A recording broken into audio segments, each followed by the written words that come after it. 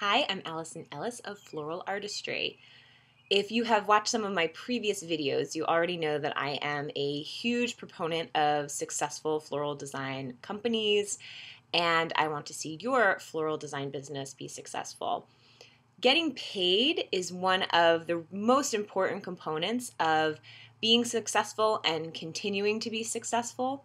So that's something I want to talk about today. How do you get paid? Some people have a problem getting paid.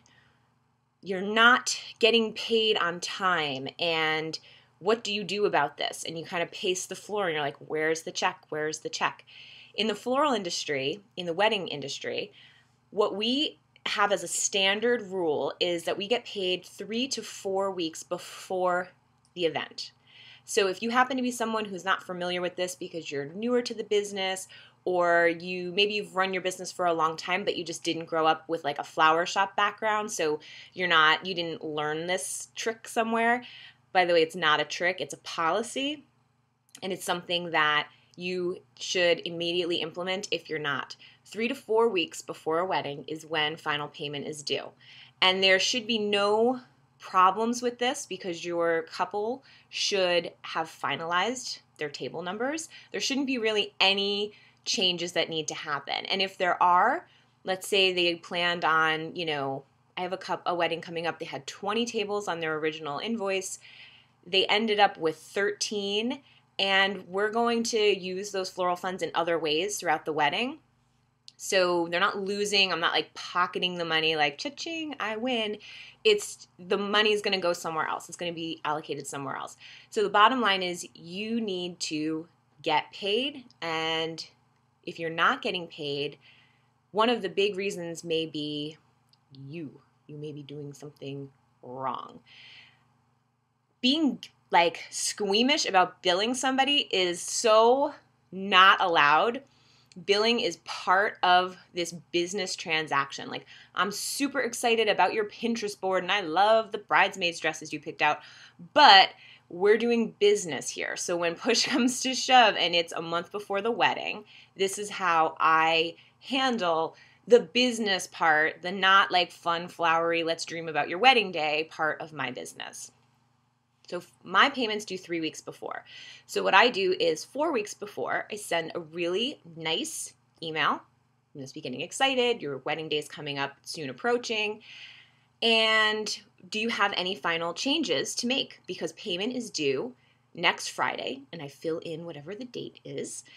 And then I attach a copy of our most recent proposal. So I'm not messing around with like them then coming back and saying, oh, can you send me a proposal? I'm doing it all up front. Like, they have all the information they need to let me know about changes right there in that one email. So then they can let me know. I'm still waiting on RSVPs. We all hear that, right? I'm still waiting to hear from some people. I'll know. Sometimes it's after the date of payment. Look, if it's really not a problem for you, you can have flexibility with people. But if you need the payment, what I tend to say is, I can give you till Monday or whatever it is in my, world that makes sense for this wedding.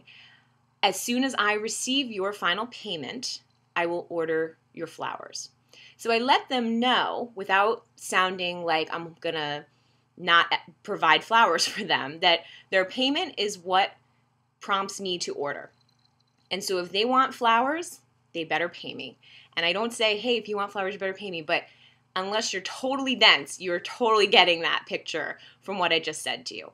So I think it's an important thing to have wording that you can use. Now, in an ideal world, someone else does our billing.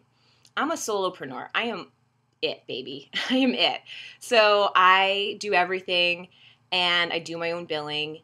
It would be great if I had someone who just did my billing, right? So the email comes from billing@floralartvt.com, and here you go, here's your bill. And Allison didn't even send this to you.